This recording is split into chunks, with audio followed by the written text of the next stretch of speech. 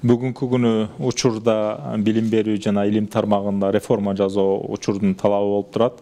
Негизинен билим берүү тармагында жаңылануу баягы коомчулуктун дагы эң негизги бүгүн суроо талабына айланды десек жаңылышпайм. Ошого байланыштуу биз билим берүү тармагында бир катар ирээттүү жаңыланууларга, модернизацияларга барууну чечип жатабыз.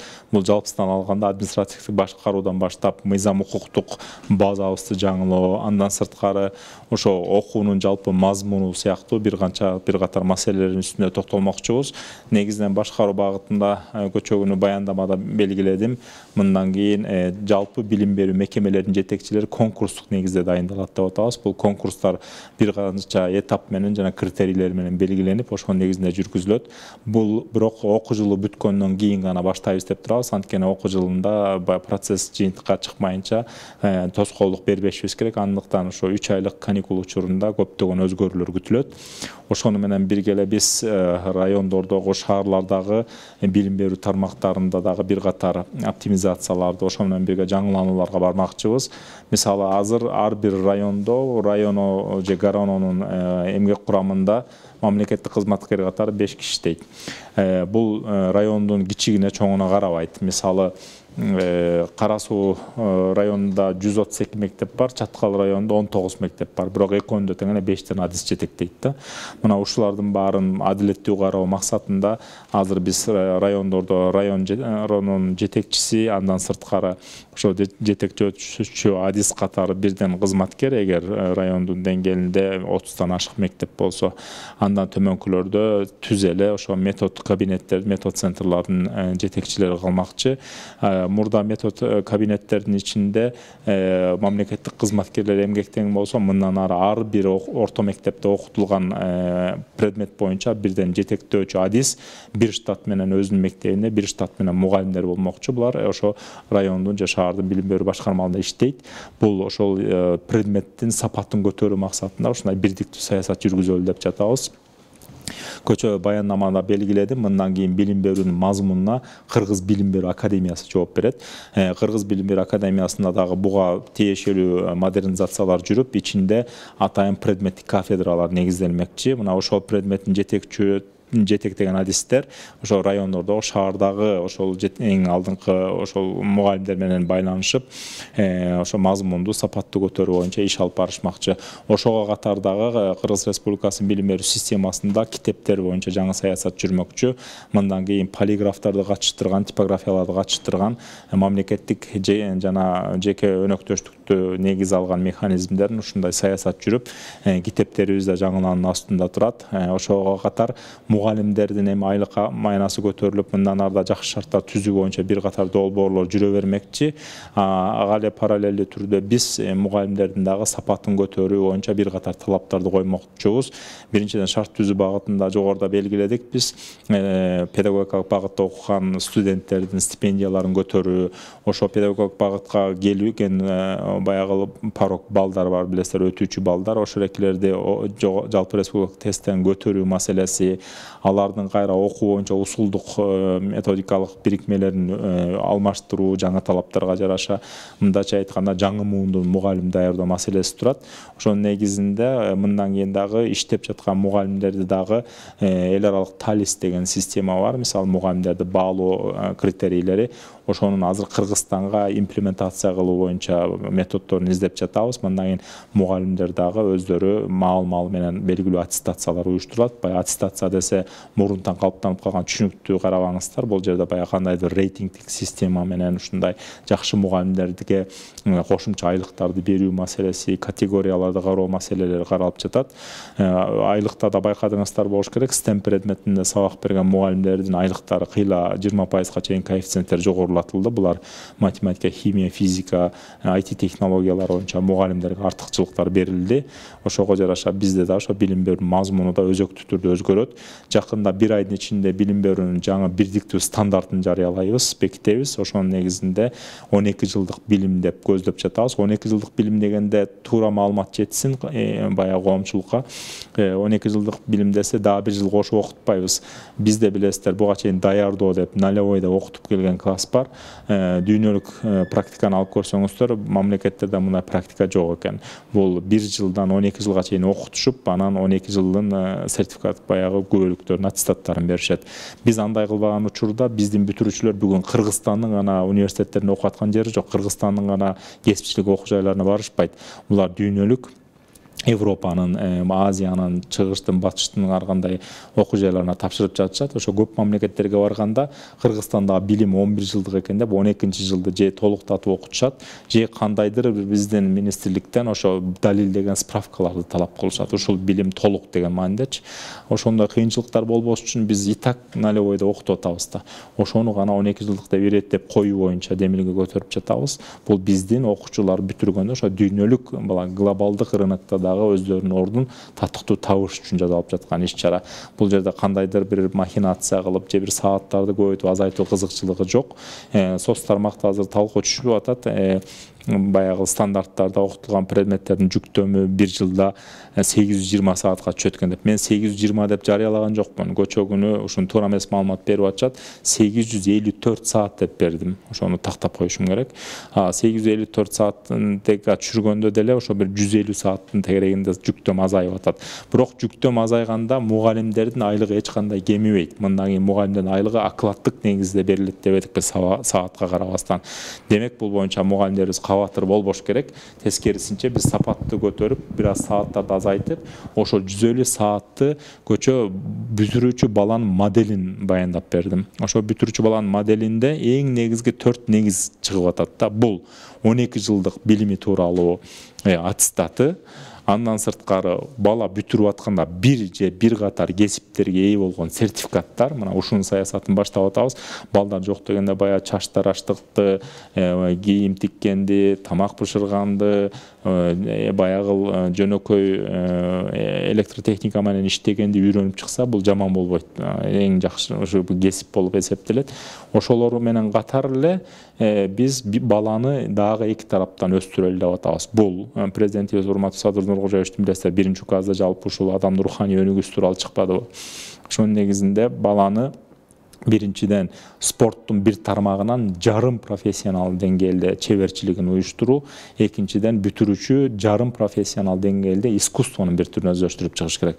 Мындайча айтканда, бир бала же сүрөт тартканды, же ырдаганды, же кандайдыр бир искусствонун тармагын жарым профессионал деңгээлде өздөштүрүп чыкса, мына бала канчалык мындай коомдо пайдалуу адамга айланат. Джек Манын жакшы бир сөзү бар, билесиздер, атактуу Кытай ишкери, дүйнөдөгү эң бай 10 кишинин тизмесине кирет. Бүгүн Alibaba аттуу фирмасы менен ошонун белгилеген жакшы сөзү бар да. Бүгүн сиздер чыгарып жаткан технология биздин мээбизди ашып кетти. Анткени компьютер адамдан бат эсептейт, катасыз эсептейт. Ал эмес бүгүн интеллектуалдык баягы жасалма интеллекттер чыгып атат да. Ошонун негизинде адам өзүнүн технологиясынан артта калып кетип атат. Мына ушул маселеде адамды адам кылып айырмалап турган өзгөчөлүк бул адамдын руханий өнүгүүсү, бул адамдын искусствого, спортко, руханий өнүгүүгө багытталган тармагы да. Ошону менен адам өзүнүн технологиясынан айырмаланат. Демек биз ошо балдарыбыз бүтүргөндө мына бир катар кесиптин ээси, сапаттуу билимдин ээси, спорттун бир тармагы менен искусствонун бир тармагын эң мыкты өздөштүрүп чыгат деп чоң баягы максат койдук. Кудай буюрса бул ишке ашса, бул ата-энелер үчүн да жакшы болот. Мындан кийин ата-эне, мектеп, мугалим билет. Баланы ушул 4 багытта тарбиялайбыз. Мына ушундай бир бирдиктин алкагында ошо бала жетишкен, жетилген, эмгек рыногуна даяр, эртеңки күнү дүйнөнүн бардык жерине барганда өзүнүн жолун жоготпогон, жашоосун таап изденип кеткен бир атуулду калыптандыруу милдети турат. Ушунун негизинде жалпы реформаларды жүргүзмөкчүбүз. Кантип деген суроодо эми эле айтканыңыз, мен билгенден Устат Шакирт деген мектеп бар. Бүт республика боюнча сиз айткандай өнөрдүн түрүн үйрөткөн искусство тармагы. Ошону мен айттым, жаңы эле мисалы 150 саат азайып атат да, ошол 150 сааттын жүктөмүн мисалы кошумча билим берүүгө бөлөбүз. Мына ошол жүктөмдүн негизинде акча экономия болуп атат да. Ошонун негизинде биз ар бир мектептерге кружоктук мугалимдерди тартабыз. Ошол эле эркин экономикада иштеп жаткан тренерлерди, мастерлерди, искусство чеберлерин тартабыз. Мына айлыктын көтөрүлүшү менен бүгүн ал эмес мектептер договор түзүп, ошо чеберлерди 3 айга контракт түзүп, жылда бир кесипти үйрөтүү үчүн чакырышат Бишкекте. Мисалы жакшы бир чач тараш болсо, райондун борборунан бир айылга 3 айга дагы ортосу алып келип окутса болот да мисалы. Мына ушул сыяктуу биз гибкий мындай ийкемдүү метод менен мындан кийин ошол ишке ашырабыз бул маселени. Кошумча билим берүүгө жана кошумча өнүгүүгө мындан кийин абдан чоң басым жасайбыз. Ушунун негизинде ишке ашырабыз. 12 класс болуп калса, китеп окуу китептери тез арада кантип өзгөрөт? Тез бул мындай мурунку система менен кете берет, бирок биз мындан кийин линейканы кайра түздөп чыгабыз. Ошондо 1ден 12ге чейин деп аттарын алмаштырып, ал эмес бүгүнкү күнү жаңы эле окуу китептери боюнча жыйналыш өттүк. Ошол жерде белгилеп атабыз. Мындан кийин жалпы билим берүү системасына китептерди жаңылоо маселесин карап атабыз. Анткени булар биринчиден моралдык жактан баягы эскирген, коомдогу балдардын ошо келечегине пайдасы канчалык деңгээлде тийип тийбеген, ошонун баарын азыр изилдеп атабыз да. Ошондуктан баягы балдардын талабына жараша алар келечекте кандай көндүмдөр керек болсо, ошол көндүмдөр камтылган китептер чыгыш керек болуп жатат. Ошондуктан азыр биз бир эле тармакты эмес, биз жалпы реформага баратабыз да, китепти, мугалимди, программаны, стандартты, квалификацияны көтөрүүнү, мектептин мындай жаңы куруу моделдери, мындайча айтканда комплекстүү реформа, комплекстүү жаңылануу жүрөт. Натыйжасы канча убакыттан кийин? Натыйжа бул абдан оор айтчу маселе. Мындай кээ бир мисалы административдик структуралардын өзгөрүшүнүн натыйжасын 1 жылда сезесиздер. Бул бир период менен өткөрөбүз муну мисалы, андан кийин муну ыраатка салабыз. МПАлардын түздөлүшүн буюрса бул жылдан айына чейин сезесиздер. Финансылык мына өзгөрүүлөрдү буюрса 3-5 айдын ичинде жыйынтыктайбыз. Бирок бул мазмун өзгөрүп, мазмундун ишке ашышы 2022 окуу жылын баштайбыз. Bunun жақсы инерттүүлүгүн 3-5 жылдан кийин сезилүү ошондо башталат буюрса. Бирок жалпысынан биз окуу линейка китептердин баарын 12 жылга тууралап ордуна отургуш үчүн бизге толук 10 жыл убакыт керек болот.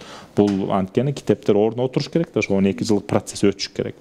Бул билим берүү тилекке каршы башка тармактарда эмес, башка тармактарда мисалы результатты көрүү абдан оңой. Билим берүү тармагында башка министрликтерден башка тармактардын эң чоң айырмасы бул көзгө көрүнбөгөн мазмун, содержание менен иштейсиз. Бул балага сиңип, ал баланы аны өздөштүрүп, түшүнүп, аңдап, аны жашоосунда колдонуп баштап, бул эффект көрсөтүшү бул 3 ай, 5 айда болчу нерсе эмес. Андыктан сиздерге айтып атам, нормативдик укуктук базалар, административдик жанагы реформалар, андан сырткары ошо мектептердеги өзгөрүүлөр, лаборатория техникалардын жабдылышы, китептердин камсыздалышы бул узун мөөнөткө жеткирбей чечебиз буюрса булар.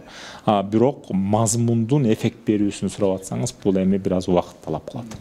Жана каражат боюнча дагы азыр эң көп каралган министрлик болуп калды дебиз. Жана айлыктардын көтөрүлүшүнүн уланышына көп айлыкты же кайсы тарапка жумшалат ошол 16 миллиард? Бул 16 миллиард бул толук эле айлыкка кошулган акча. Бирок мындан кийин баягы бере турган акча дагы кошумча азыр өкмөт менен сүйлөшүүлөр жүрүп атат. Бул жылга дагы кошумча бир 5 миллиард сомдун тегерегинде акча сурадык. Булар биринчиден мектептерде журналдар менен бор, тряпка жана керектөөчү материалдар менен камыз кылуу үчүн. Экинчиден мектептердин билесиздер жылына бир жолу ремонт өтөт. Бул актап сырдаган гана кеткен акча, бул капиталдык ремонттор эмес. Ошолорго андан сырткары мектептердин кошумча өнүгүүсүнө, материалдык техникалык базаларды чыңдоо үчүн биз 3 жылга министрлер кабинетинин төрагасы Акылбек Сөмбеков жакшы бир бизге талап койду. 3 жылда ар бир мектептин химия, физика, биология лабораторияларын жаңыртып чыгабыз. Мына ушуну аткарсак, мунун жалпы сметалык суммасы бүгүн 3,5 миллиард сомду түзүп атат. 3 жылда бөлүп берүү боюнча бүгүнкү күнү баягы сүйлөшүүлөр башталды. Кудай буйрса 3 жылдын ичинде ар бир мектептин ушул 3 багыттагы лабораториясы болот. Ал эми кичинекей мектептердин 300 балага чейинки баягы чакан мектептерде ушул лабораториялар бирдиктүү болот да, science деп баягы дүйнөлүк түшүнүк менен табигый билимдердин лабораториясы болот. Ушинтип бир өзгөрүүгө барабыз. Андан сырткары дүйнөлүк банктын колдоосу менен быйыл буйрса 1200 мектепти компьютер менен толук камсыздап бүтөбүз. Индия менен жакын арада бир проекттин үстүнөн сүйлөшүп жатабыз. Дагы 300 мектепти толук компьютер менен камсыздоо боюнча.